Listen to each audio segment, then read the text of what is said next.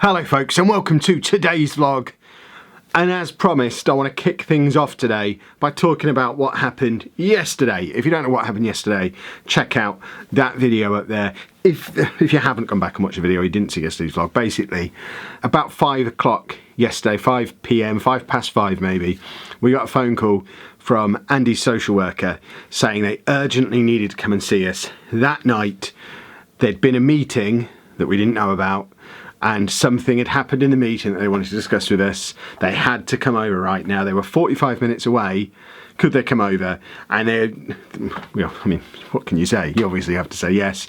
So they came over, got here about 6, didn't leave until gone 7 o'clock last night. And the general gist of the reasons for it were Andy's weight again. We've talked about it a lot before. You'll know that last week even he was in the dietitian, and the dietitian was quite happy with how his weight is at the moment. He'd put on 8 pounds since the last time he was weighed a couple of weeks before.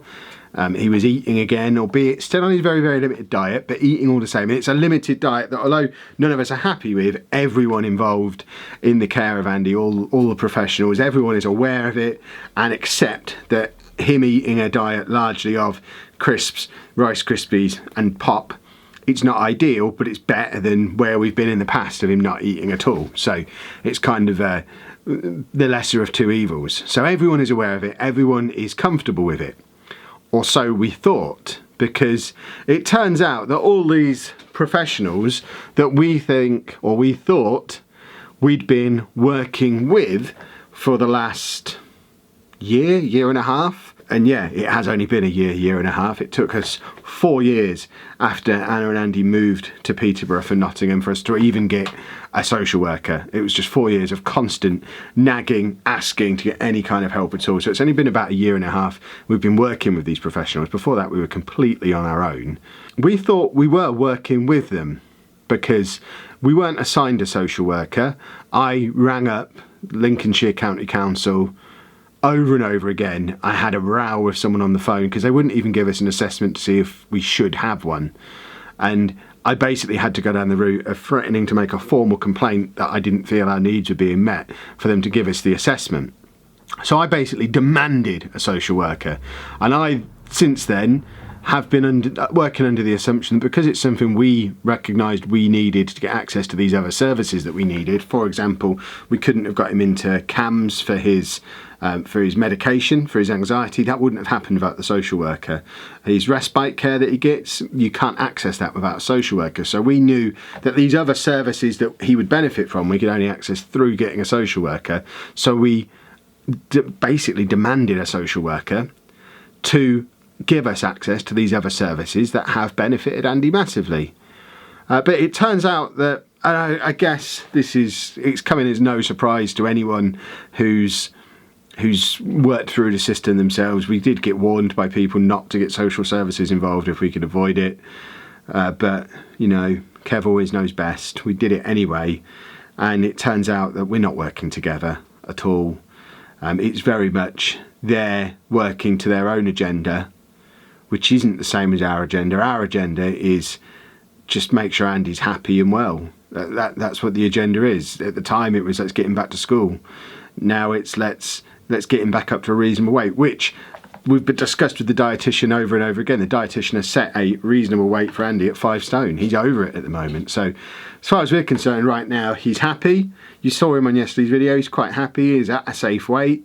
And he's going to school every day. If it wasn't for the fact we get the respite care, I'd be saying, right, actually social services, thanks for your help, but we're done with you now.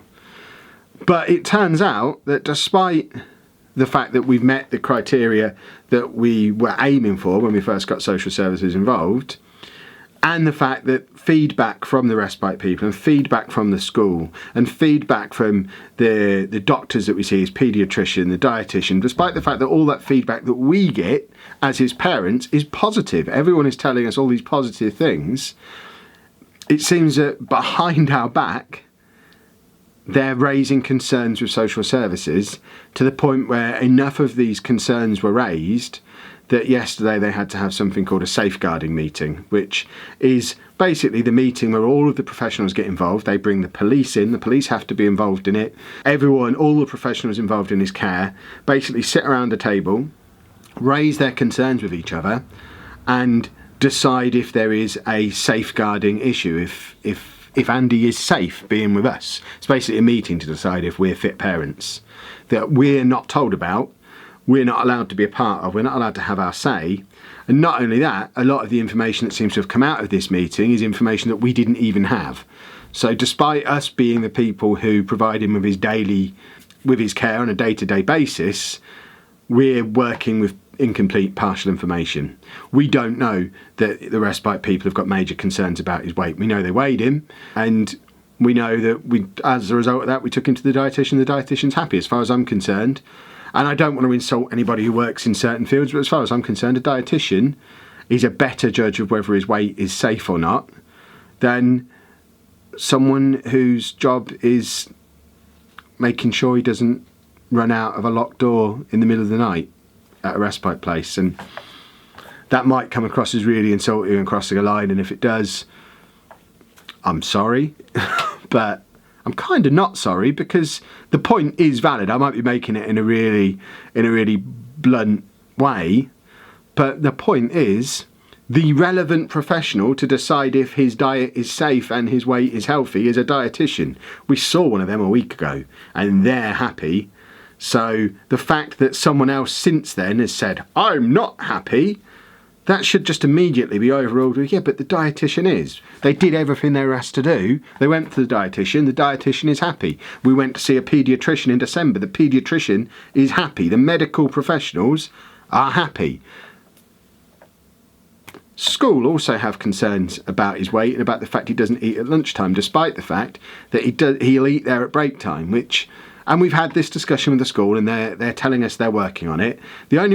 All they have to do to get him to eat at lunchtime, and I've explained this to them, is replicate the conditions of break time. If at lunchtime he's in the same room with the same people, then he'll act in the same way. But at lunchtimes he's in a different room with different people, and clearly in his head, if he doesn't eat in that environment. So just give him the environment that he eats in. It's such a simple solution. The respite people the other week, we got the phone call saying he wasn't eating there. He'd gone 26 hours of being at the respite place without eating any food before they thought to phone us. I was on the phone to them for less than 5 minutes and said, yeah, when he gets like this, what you need to do, put all of his food out in front of him and let him pick what he wants.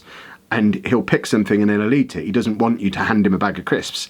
It's not that he doesn't want to eat, it's that there's something wrong with the bag of crisps that you're offering him. They did that, he started eating again, but he'd gone 26 hours without eating any food, and we're the ones that they've got concerns about, because despite the fact that we can solve the problems like that, we can get him eating, we tell the professionals how to get him eating, they don't follow our instructions, or they wait 26 hours before asking for our instructions, and then they raise concerns about us because he doesn't weigh enough, despite the fact that there's a professional who says he does. So that stressed us out, and we've now got the outcome of the meeting, it was that, yeah, we are safe, we are good parents, but and I raised this with the social worker yesterday as well, I'm really angry that we were excluded from the process. I don't feel like, and I realise they have to have their rules and their processes, because there are loads of children out there who are getting abused by their parents, and they have to go through these safeguarding procedures. But at the same time, we've been working with all of these professionals for the last year and a half.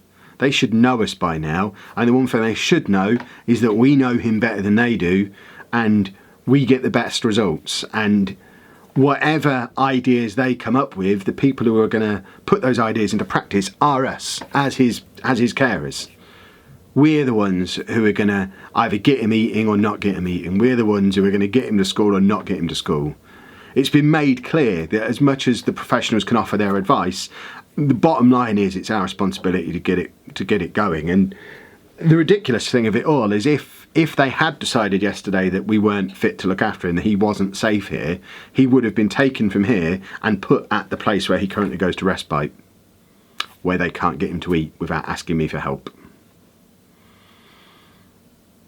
The system is ridiculous, and the fact that they can sneak around behind our backs having these meetings that I am adamant I should have been a part of, and I'll be making that very clear at this meeting next week. I want everyone who was at this meeting yesterday to be at the meeting next week, and I want everyone to start being honest with us. I don't want to pick him up from his respite place and be told that everything is great and he went up the stump, when in actual fact what they're thinking is, right, he's dangerously underweight, we need to get the social worker on the phone, I don't think these are fit parents. If you don't think I'm a fit parent, tell me to my face I'm not a fit parent, and I'll show you why I am. So I had a bit of a row with the social worker. I think she actually ended up seeing my point of view. We parted on quite good terms. I have warned her that I'm going to have that same discussion with everybody at the meeting next week, and I want everyone to understand that I'm not a terrified single mum who's worried about my kid being taken off me and doesn't know if what I'm doing is right. I'm a qualified education professional. I specialised in autism education as part of my teacher training. That's what my dissertation was on. I know what I'm doing. I've been around Andy for 5 years. I know how to get the best out of him, and I know what my rights are. I realise I'm talking very but obviously this all applies to Anna as well. I want to work with them, and I want to share ideas with them, because I want Andy to have the best life he can possibly have. But I don't want that to be under constant threat of, but if you make a mistake, we're going to take your kid off you. Because that's not any kind of pressure for anybody to work under. Anna was terrified yesterday. She said to me, I mean, there were a couple of things we considered. Firstly, do we just get in the car and drive? Because years ago, when she was still in Nottingham, when Andy was really quite small, she got a very similar thing happen there, where the social worker phoned up at that time of night, said, I need to come over and talk to you now. They turned up with a police officer because the school had raised an issue about I don't want to get too gory in the details, but he had a mark down there, and they basically said there'd been an accusation from the school that Anna was abusing him at home. So they had to bundle them all into the car there and then take them to the hospital, where he got checked out by a medical professional at the hospital, and obviously it was established that that hadn't happened at all. She has lived through social workers and police turning up at her door when she was a single parent, she was on her own and she was afraid, and basically taking her up to a hospital and being told that if she can't prove she isn't abusing him, they were going to take him away from her there and then. So she was terrified. She was thinking, do we just run away? If a police car turns up, do we refuse to let them in? Do we let them in at all? Do we make them explain what they want before we let them into the house in case they are planning to take him? And because they're 45 minutes away and won't tell us at all what it's concerning, we've then got 45 minutes to an hour of me trying to keep Anna calm and explaining that nothing like that's going to happen. They can try, they're not going to take him. I know what our rights are. They can't just turn up and take him without good reason to, and I'm quite happy to lawyer up and fight him if we need to get to that. I just think the whole thing could have been handled much better, and it shouldn't have got to the point where we had a safeguarding meeting. What should have happened is schools should have raised their concerns with us. By all means, copy social workers in as well, but raise your concerns with us so we can put your concerns at ease. Perhaps the respite people didn't know that he'd been to see a dietitian last week. Perhaps they didn't know that he'd put on weight, despite the fact his weight was still quite low. He's gaining weight, he's eating properly again. Perhaps school should know. But perhaps they're missing some information that I can make clear to them. If they just tell me what their concerns are, I can talk to them and we can work together to solve the problems. And I just feel like the whole thing was done in a very an unnecessarily confrontational way, where they made it very clear to us that they were making the decisions, they had the power, we had to do as we were told. And I'm not willing to just nod and accept that. We asked for their help with an issue. They'll help us with that issue. We'll work with them to work on other issues, but they need to be very clear who are his parents, who are making the decisions for what's best for him, who wants what's best for him, who's going to help him, and that's always going to be us. And I think I've made that point clear with them. I don't think they're going to cross the line that they crossed yesterday again. Not a nice thing to go through on a Wednesday evening. And I apologise for the fact it's now dominated a vlog and a half, but if I didn't get that off my chest, today was never going to be a happy, fun, feel-good, motivational vlog, because I don't feel like that at the moment. I feel a little bit like, I said to them yesterday, are you really questioning if I've got his best interests at heart? I gave up my job to look after him. You know that. You told me not to. You said it was a stupid thing to do. I told you, no, it's the right thing to do. And I did it. Are you really questioning my motives? I just feel a little bit like we are doing everything we possibly can, because we clearly, to anyone who's spent any time with us, Andy, the three of us together, to anyone who's ever watched more than a few minutes of one of these videos, it's clear that we've got his best interests at heart. That everything we do is about trying to make sure that he lives the fullest life he possibly can. I just felt yesterday like we had a bunch of professionals who said, actually, you know what? Who cares? We're in charge. You'll do what we say and you'll like it. And I don't like it and I won't do as they say. And I've sat there looking at how we go about discharging ourselves from social services. It's not as simple as that, it seems. But ultimately, we've only got them because we asked for it. The only benefit we get from that now is the respite care, and the respite care have caused the problem. Because the last 2 times we've been there, they've raised a concern. The last time it led to an emergency social worker meeting and then an emergency trip to the dietitian, all of which proved that we were doing everything we could and that Andy was fine. And he's back there a week later and they're raising concerns again. So as much as it's nice to have that day off when he goes to respite, it is a 2 or 3 hour round trip to take him there. It's a 2 or 3 hour round trip to bring him home again. That side of it's far from convenient. We take almost a full work day to earn a day without him here and for him to have a break for a day. But it's no break at all if then, as soon as we get home, we're wondering when we're going to get the phone call for the emergency social worker meeting. So if that's the only benefit we're getting from social services now, I think we've done what we set out to achieve. We've got him back to school. It might be time to say to social services, thanks but no thanks. Let's get all the right professionals to say yes, he's fine. You don't need this anymore, and we'll just go back to going it alone again. We did it for 4 years, and it was only when he refused to go to school that we needed to ask for help. And I don't think we'd have needed to do that if I'd have been off work. If I'd have been at home, he wouldn't have been off school for 1.5 years, and we never would have got in touch with social services, and we never would have got to this point. Sorry that that's been a downer today. I promise you we'll be back to normal tomorrow, and I should have some updates on the studio as well, because things are progressing nicely. But we'll talk about that tomorrow because it has already been too long a vlog. If you have enjoyed it, I don't know if enjoy is the right word, just give it a thumbs up anyway, it'll make me feel good. Subscribe to the channel for more daily vlogs, and almost always they're not like this. Normal vlogs will be back tomorrow. Thank you very much for watching.